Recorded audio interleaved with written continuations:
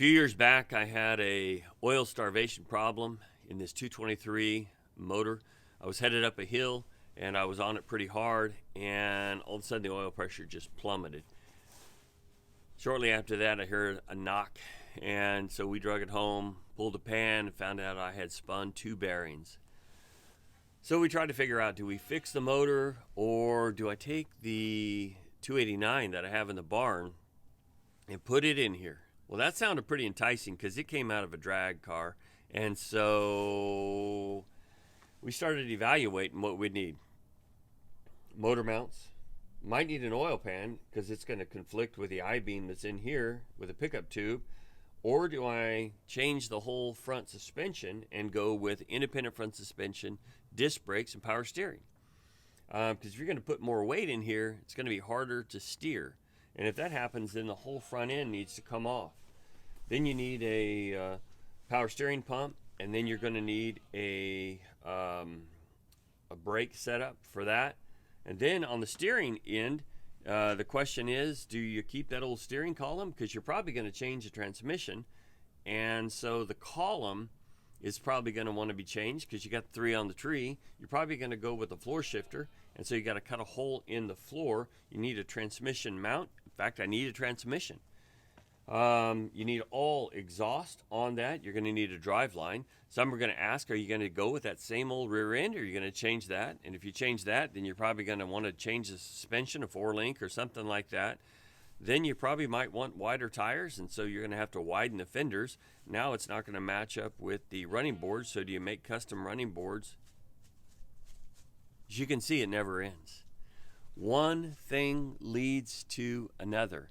And it's might as well, you're here, you might as well do this. And before you know it, the whole thing's airbagged and sitting on the ground. In our devotional today, we see that this whole domino effect is happening. Here we see a situation to where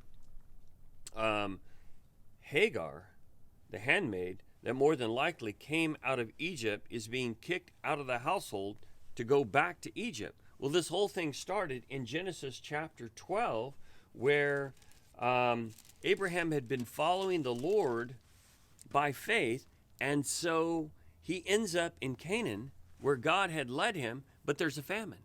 And so here's a man that's been following by faith that now is crippled by fear.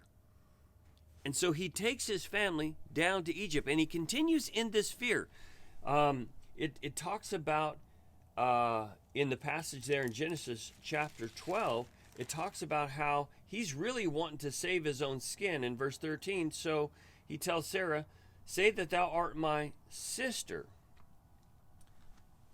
that it may be well with me.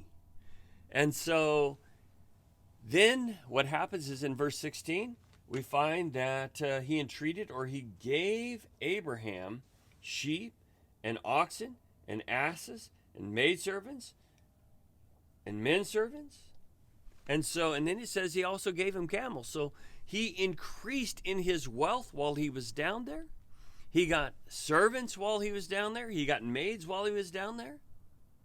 And then Pharaoh found out he had lied to him and that was his wife. And so he kicked him out of Egypt. So here's Abraham that is trying to warp God's plan, and then he gets kicked out of Egypt. Well, here is Hagar that came from Egypt that now is getting kicked out of Abraham's house. And so you can see how these two accounts mirror one another. They're related.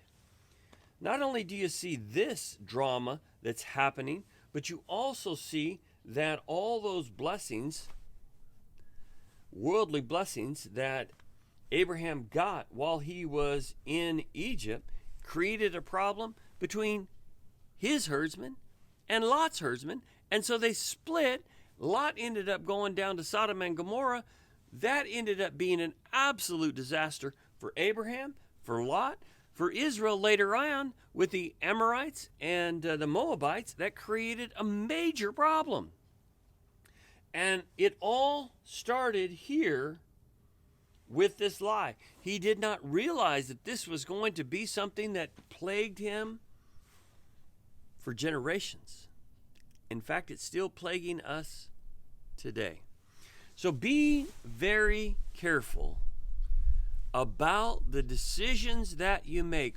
When you're operating in fear, it's going to cause you to do things that are about self-preservation and not about faith. So really watch that. Going to do another video and talk to you a little bit about El Roi. And so look for that. And in the meantime, be faithful in what you do. Realize that sin can cause a domino effect and create a mess in our lives. God bless you.